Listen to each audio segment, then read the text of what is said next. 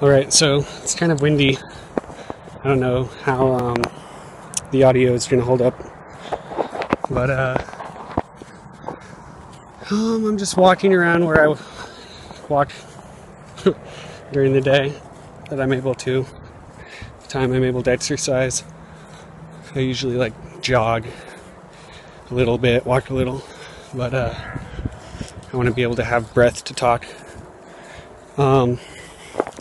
So yeah, the post 11 is called Nothing, and it just says this is dissent, and it's basically just a sort of like, I don't know, a document of my awareness that everything that I've done, all the work, all the blog, all the videos, all the books, all the other bullshit, in a way I realize it's not even for me or about me. It's like I'm just a cog in the machine, and it's like Atlas, like the world on my shoulders feeling, because I know really no one, I mean, it's like people only see what they're able to, you know, interpret or perceive, and so it's like, I mean, for me, that's what this whole thing's all really about anyway. It's just me trying to grow out of the limitations set forth. I was just thinking today of the name set and the word set. Set free, set aflame, set theory, set sets of data. Set is all about like he's the chaos, the, you know, how would I put it, just the dark side of not just the force, but the mind, the subconscious. In a way, he's like he's not just the subconscious. It's Seth, the god of confusion. He's associated with like the homosexual side, kind of Horus or Osiris, really. And that's the whole battle with Horus and Set. Is like all the negative and narcissistic sort of traits. What are they? Bad things of the mind.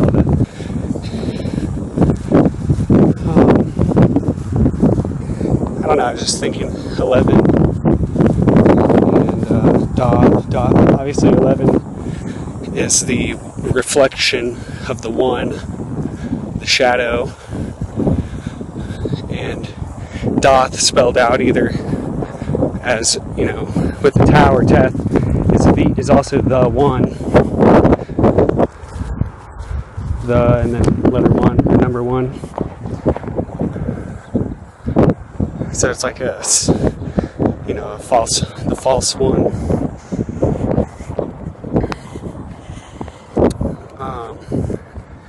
Yeah, I don't like making videos.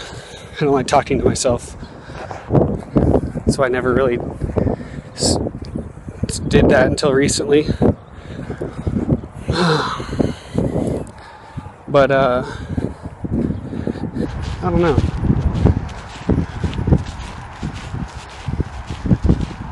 Knowledge. Doth is obviously all about like being the abyss. It's where it's like it's the event horizon and the continuum kind of the Ruach and the ego and Malkuth itself. I've always thought of Doth as being like analogous to the space-time continuum, because it's not really a thing, but it's like a space-time zone or continuum or field.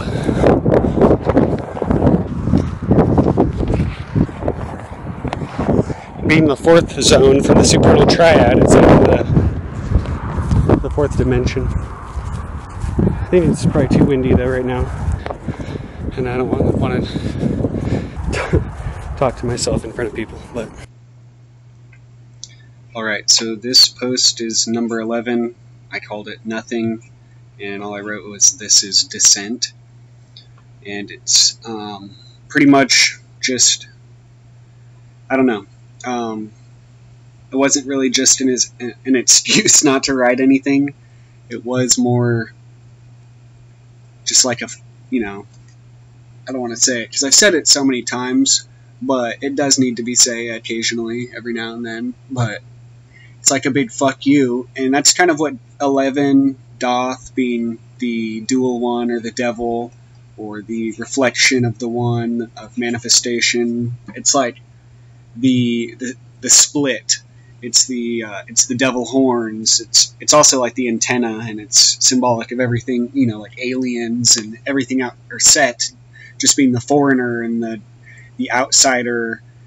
The fact that Set in Egyptian mythology doesn't really have any real. He's typified by the jackal or the fox or the dog, the hyena, but he's more than just any one of those. They've said that, I don't remember where it was said, probably Seth, the god of confusion, or somewhere, but they say he doesn't really have an animal counterpart, because he's like an alien, or just symbolic of the other. That's why he's the god of confusion or chaos or disorder. And 11, if you read Liber Azerate or anything about from the Temple of the Black Light or Current 218, they talk about 11 as being, I don't know, they just give a more in-depth analysis and explanation of how 11 does represent chaos and Chaos Sophia, the wisdom of chaos, or Eris. And what is that? Principia Discordia. It's a book by Malaclips the Younger, and Robert Anton Wilson talks about that, and I have it up there with all my Robert Anton Wilson books. I would pull it out, but I'm trying to stay on track. There's this schism, the fall. In a way, there is a positive quality to the devil, or the fall, even death. In a way, if you look at the Tree of Life and you see how every sphere, Sephiroth, has an intelligence and an archangel, and on every world there's a different sort of aspect and density and quality and character. And Doth, pretty much from my analysis, corresponds with the archangel of death, like Azrael, or even Azazel. All the different, there's so many different names. Lucifer, even, because obviously he's the fallen one. He was, wanted to be like God. All the motifs of not only Lucifer, even Ahriman, Angra Mainyu, even if you don't want to look at it mythologically or theologically or whatever, you can look at it again scientifically. The whole idea of subjectivity itself, first of all, is all about it's a Clifothic sort of idea. It's an illusion. It's a falsity. It's somewhat, it's got its truths for its, it's got its pragmatic applications and whatnot. But as we find, the science and progress and whatnot, we find we were wrong often. But again, some things work, and regardless. And so, in a way, that's back to what I was going to say, is the positive quality of 11 Crowley, obviously, he calls it magic or energy tending to change. And the Qliphoth is being the shells, the husks, the harlots even. If you think about it, the numbers, again, I've said this before, but the shells and the Qliphoth, you can think of them as the numbers, because the numbers really are cells, and they are, bound up with every other one. Like Crowley says, every number is infinite, there is no difference.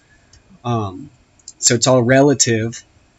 But that's the thing. Again, there is this pragmatic value in the fact that, like in the gematria, the fact that there's multiple formulas. Well, when you stick with a formula and then you see the relative positions and patterns and the repetitions, it allows you to see, even though it's really a template, a mental template, it allows you to get a better, overview.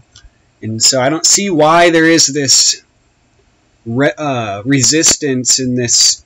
It's not even just necessarily skepticism, because skepticism, again, is where you actually put things to test.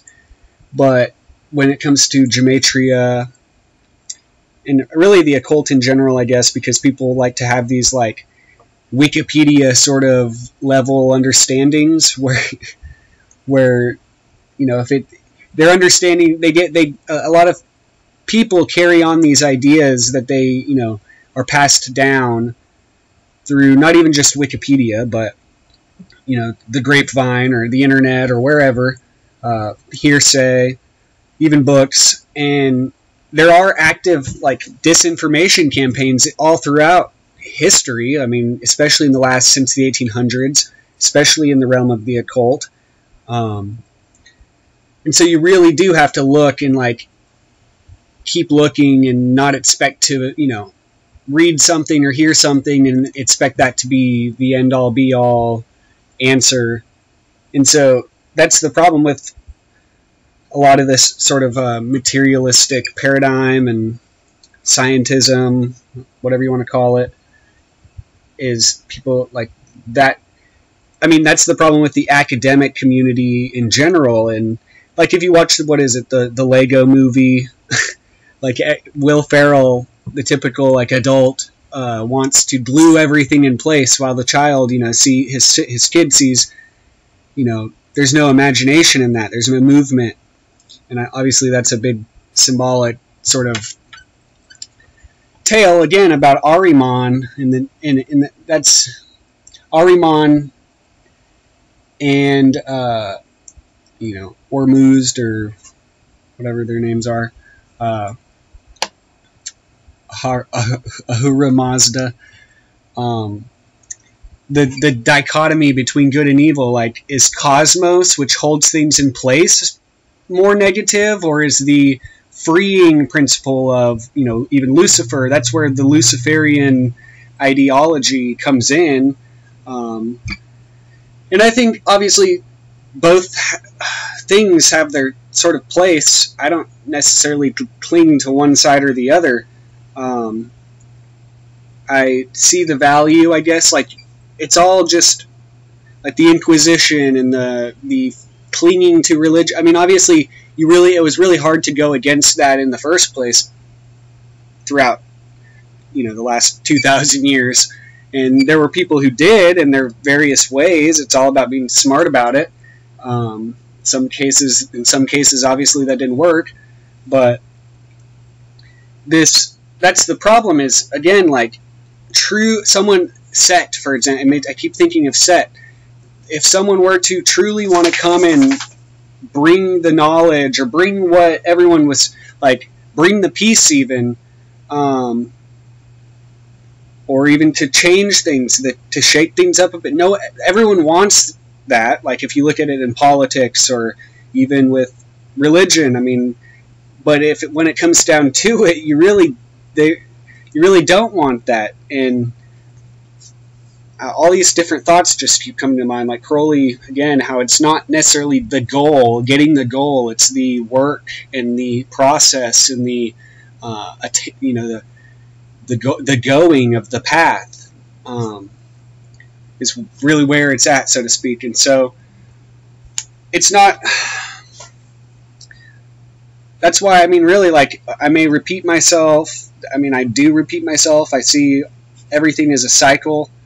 And again, that's like Saturn, and the two sides of Saturn, or Satan. Satan, again, we're on post 11, is 121, which is 11 times 11. And so it's like the penultimate reflection. My name happens to, in Hebrew, be 1331, which combines all these ideas of, 11 cubed, 13 and 31, pretty much a lot of different things. So it's just funny that, to me, like, 11 is all about, is again, egg, in Hebrew, hey, gimel, gimel, 5 plus 3 plus 3.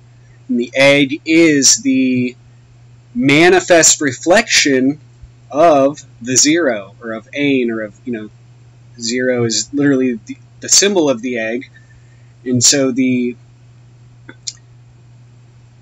it's just, it's again, 13, the number of manifestation, and Al, the number of all and not, the whole formula of manifestation. Kenneth Grant talks about Lamal being the transmission, or like the reflection from non-manifestation into being or manifestation via Ma, which is the mother-daughter complex. And that whole concept basically is just like, it's just funny because it's 102, and 102 connects, I don't know, he ties it all in these books, which I can't help but find significant. All these things, like, I mean, I wasn't even looking for them. I was just slowly reading books, information, videos, and then find these keys, and like can't help but notice them. And that's, again, Doth. Doth is the event horizon. The Ruach is obviously associated with the cube, but it's also the breath. Ruach means breath and wind and spirit and psyche and nuos and mind are all the same thing. So it's literally like when they say think outside the box. Well, the box, the cube, the cube has 6 sides, and obviously the 6 is Tiferet, the center of the Ruach. 666, the number of crystallization, and the gravity, and the connection between Sol and Saturn. And so 666 is pretty much like the central core of this sort of code, and you can really see when decoding it how the two sides of the 11, the dual 1. And again, like, everything repeats in 9. 9 repeats itself. 9 is that serpent eating its tail.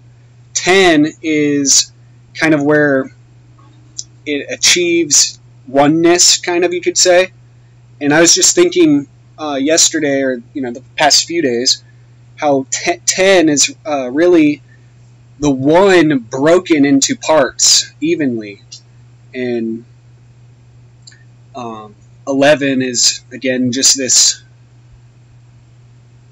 what happens after the breaking, the fall, and that's where the everything reflects. And so when 9 keeps eating itself, or boiling down and reflecting at, like, it's this expansion and contraction. 11 at the same time, while crystallizing in Malkuth, 11 is this sort of shadow, and it's I can't help but think that it's everything, or I want to say that it's everything that isn't calculable. It's, in a way, it's like infinity and being the shells, because it makes me think of the fractal, and fractals and fractions, the breaking. Algebra means the union of broken parts. Well, in algebra is 242, which is 121 doubled, or 22 times 11, and it's Mara, M-A-R-A, or 40 plus 2, or 40 plus 1 plus 200 plus 1. And Mara is the Buddhist Satan, and he's the the shadow or the tempter or the doubter or the Maya itself, really. And Maya kind of embodied. So obviously, like, all these different systems and currents and subjects all come together when you look at them numerically. And I forgot what it was, but let's see.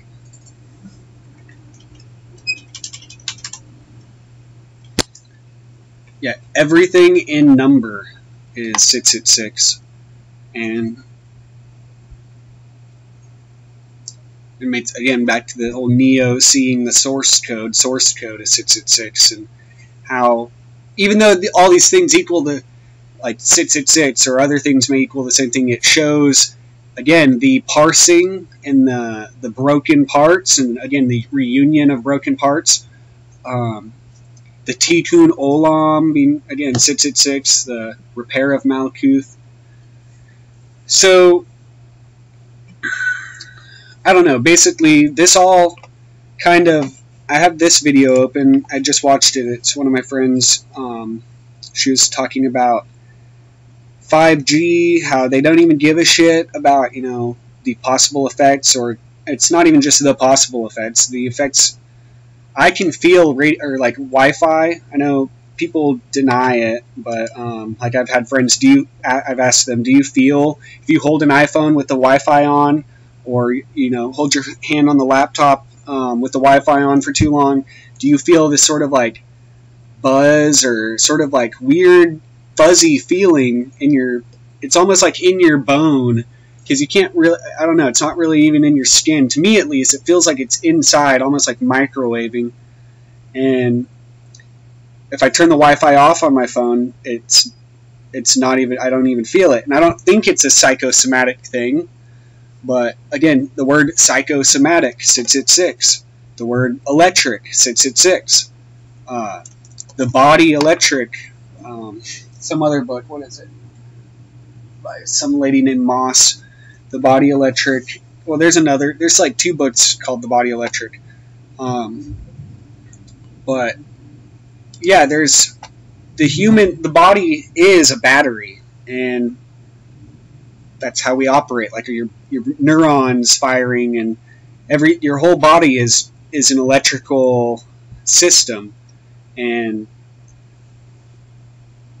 I don't know, it's just people think that for whatever reason this whole subject is just left out. Like, you'd think humans, well, oh, we're so smart, we're so advanced, would know this, but no, it's some guy in his basement practically. I don't really have a basement. I'm on the 3rd floor right now, but it's some kid basically is having to explain this. And no, I'm not a Mason. I'm not a Jew. I'm not a Christian. I'm not a Satanist. I'm not a Luciferian. I'm not not even a Thelemite or anything legally or technically or whatever, because I don't associate with any one thing. I just think of the zero, the whole egg. It's all in the egg, and lamb being the reflection, LAM, of my initials, and 71, the AN, the zero, or the circle, and 1, Alpha and Omega, the circle and the dot, the soul and Saturn, the lights and the dark, white and black. And it all comes down, to 1, but it's really the 0 and the 1 are 1. And you can't explain that. That's how you get beyond Doth, so to speak, is you just realize the oneness of everything. It's all angles or aspects of the one. And life and death and time and differences, all it's a big play. It's a mandala. And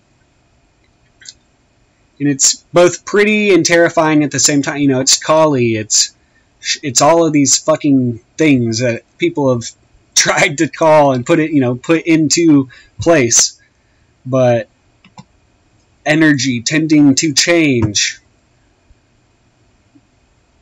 And I don't know. Watch this video. Listen to the beats.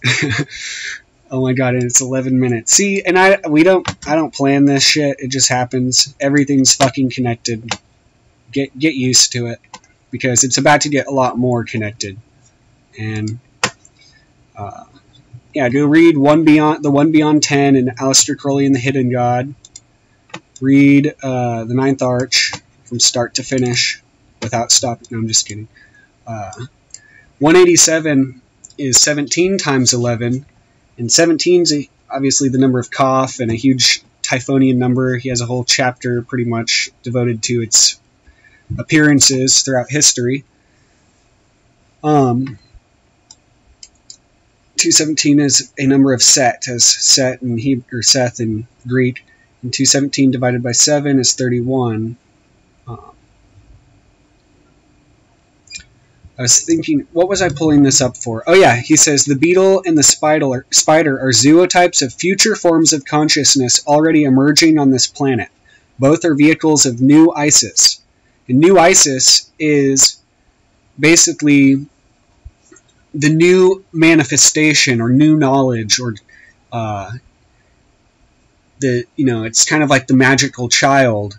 And Kaf, I'll get to it, but is the union of basically the phallus and the Catius, and that's why it's like the vagina and a penis or whatever.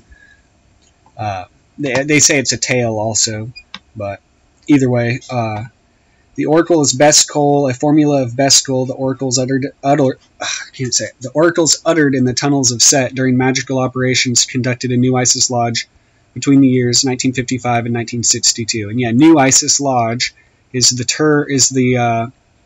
title of his sort of like Typhonian OTO lodge. And this was around the time when he was kind of battling Karl Germer for the, just not even the title of, but just even the usage of the symbols. He wasn't able to use the OTO Lamin after like 1992, I believe, but the operations generated this web of oracles known as Book 29, the Book of the Spider, this whole thing. And so yeah, he talks about a lot of this stuff, but the main thing is that he talks about the beetle and the beetle and spider are zootypes of future forms of consciousness. And the reason for that is, again, the beetle is he has the exoskeleton, and the buzzing, and there's a lot of symbols he talks about.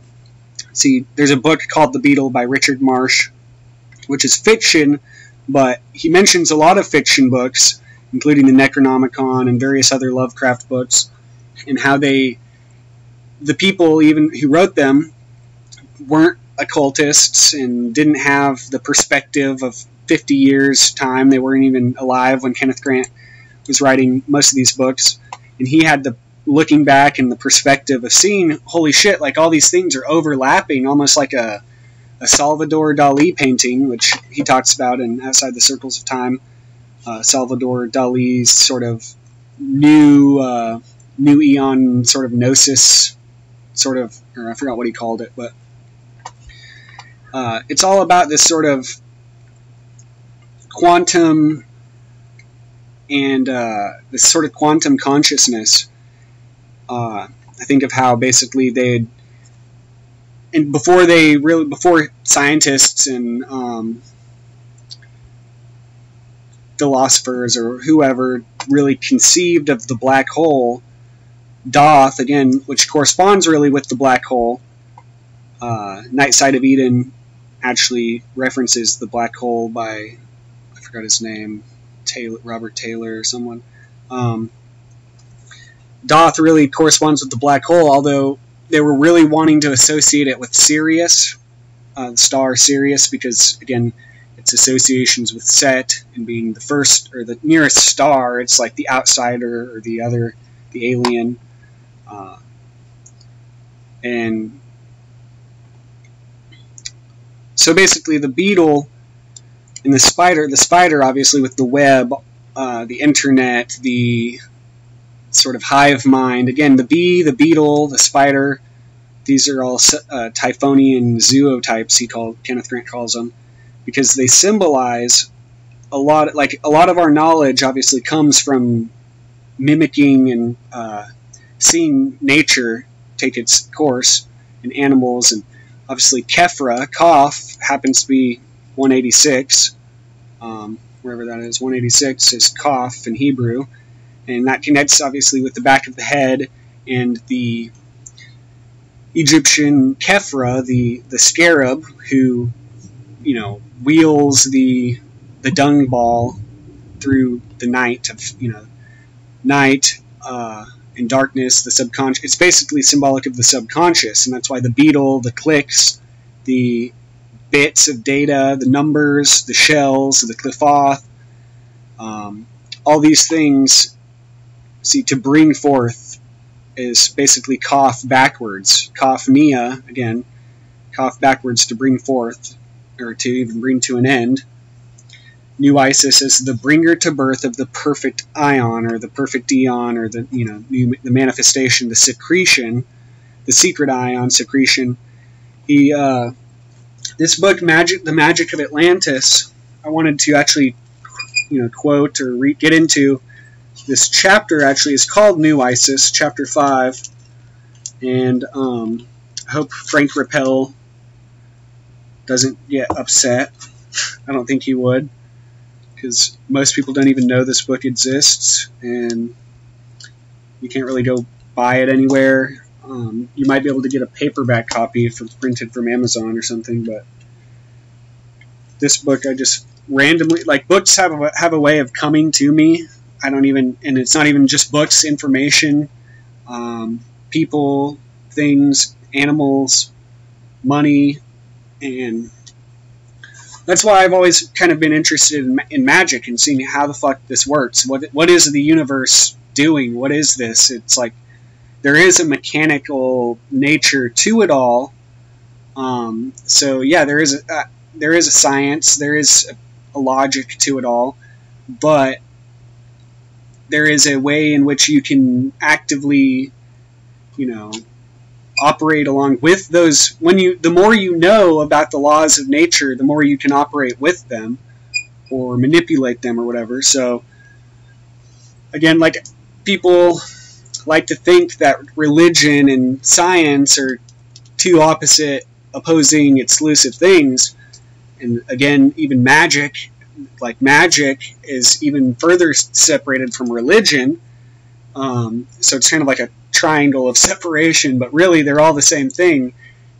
Once you take them apart, though, it's like a disempower. That's what the powers that be, so to speak, would love, is like you to not be able to read, because a lot of people weren't able to read a long time ago, just not knowledgeable about the world and other beliefs and cultures and ways of looking at things and doing things.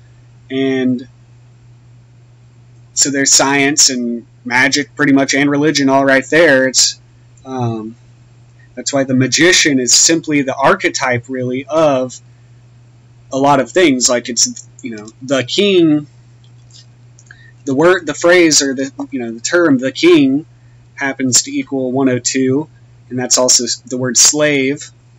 And listen to that Marilyn Manson song, Slave Only Dreams to Be King, and it's all about the slave wants to be the king, but really the king is a slave in a lot of ways. And he says, you are what you beat.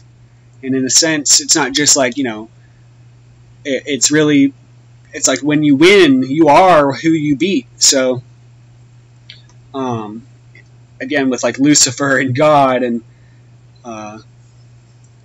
there's a duality, like slave only dreams to be king. Well, victim is also 102, and human is 102, Mayan 102, so it's all about the sacrificial nature of that, all that. And there's a Masonic connection to 102. Kenneth Grant talks about, and it being on page 102 of Morals and Dogma, and basically the secret, the true name of Satan being God, or Yod-Heh-Vav-Heh in reverse.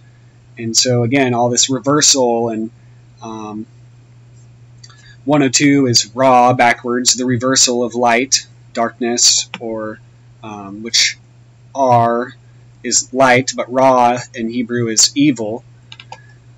And so basically all these things, like with the knowledge of the reflection, you could call it the Akkadian gnosis in the term, in, Achad, the Achadian gnosis, which Kenneth Grant terms it, but Achadian gnosis is 333. Obviously, the number of Qurans on, and the Kabbalah of 9, just all of it, the Achadian gnosis. So Achad, again, one, but yet split up. Alright, so I want to talk about this book because it has a lot of good points to it, but it's kind of, I don't know, it's oddly critical of Grant while at the same time highly praiseworthy of him. And it's called it says The Magic of the Atlantis on the side, but here it says Magic of Atlantis, or The Magic of Atlantis, I would assume. Sothenoram, the real source of the Necronomicon. And it says that there would be 2 other books, which he has. They're just in Italian. They haven't been translated. And this is the only one in hardcover. But he talks about how, like, Crowley, basically here it says, this order, the ORM, or Ordo Rosae Mysticae, which is like the pink rose, or rose is pink in Latin, but he says this order is the transmutation of the Ordo Templi Orientis, and it was, or as it was wished by Aleister Crowley, fucking shadow, when he was talking in his magical diary of a restructuring of the OTO. In the theoretical chapters, the author established the foundations of sexual magic by introducing a new vision of man, magic, and universe, while transcending and continuing the work of Aleister Crowley, Carl Jung, Wilhelm Reich, Carlos Castaneda, ... and it's got a lot of, like, working type things, operations, and just various things. The important thing is that in this chapter, New Isis, he talks a lot about the pretty much sex magic, and how Kaf and 11 does connect with the letter Q. Q, see, it says the concept of the vagina with its emanation is shown by the Twe, which in the Italian Kabbalah, Library 888, is represented by the letter Q. Kaf assigned to the Atu 17, the stars, which is the moon. But Q, by its very form, expresses the female emblem 0, or the vagina with the tail, or even the phallus. The vagina united with the phallus, or the yoni with its emanation, microcosmic kala, i.e. the essence flowing out of the Catius of the priestess. So it's like the starfire. And he talks a lot about just various things. Another important thing he talks about is the menstrual blood being basically, what is it? Here it says, in the Maha Nirvana Tantra, the wine is Tara Drava Mayi. Tara means star and designates the pole star in the Great Bear Typhon. Come on. In addition, Tara is the supreme goddess of the Tibetan Buddhists. And the Drava Mayi is her liquid emanation, the water of death, the moon juice, the menstrual blood. The wine is therefore the goddess, star, with her liquid emanation, i.e. the goddess, the action of the spirit, the menstrual blood, that destroys the old man, the profane. Or Saturn, in its lower form. But opposing this concept is that of the double fluid of life, the mystical water of life, symbolized in the zodiac by the glyph of Aquarius. I don't know. It's just, I was thinking about Koph and Q a lot. It keeps coming up, but this book, it begins with these like weird chapters, kind of. Let's see.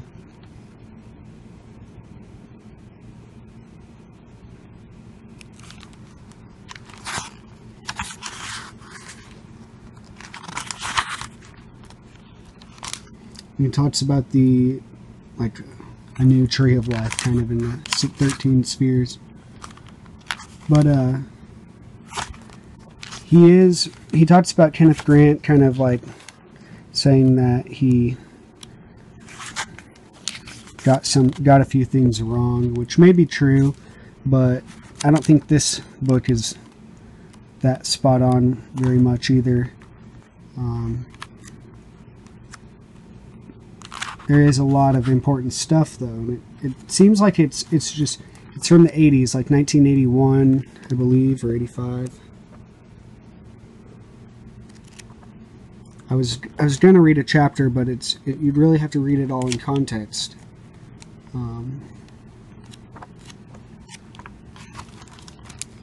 What was it? Yeah, 1985.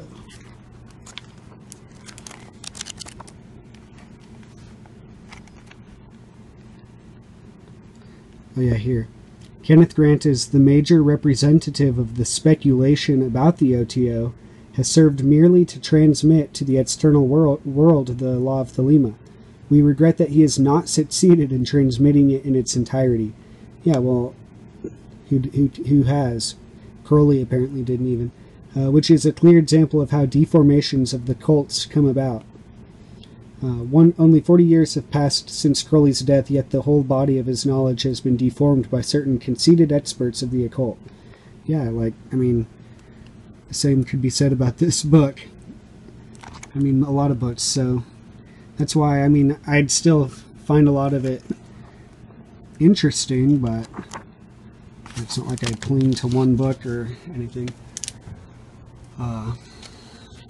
Some books just happen to be more insightful than others. And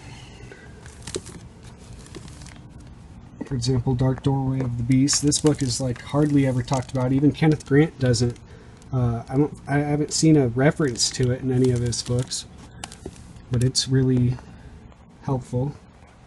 So is Kabbalic Qliphoth and Goetic Magic, which doesn't even talk about Kenneth Grant or the, you know, Crowleyan Thelemic aspect of anything, but it's still, once you get the background or the basics down, then anything is, you know, interpretable.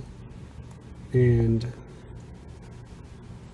I'm just looking and thinking, but yeah, Frank Rappel, who knows if he's still around, go look him up, he's quite a character. And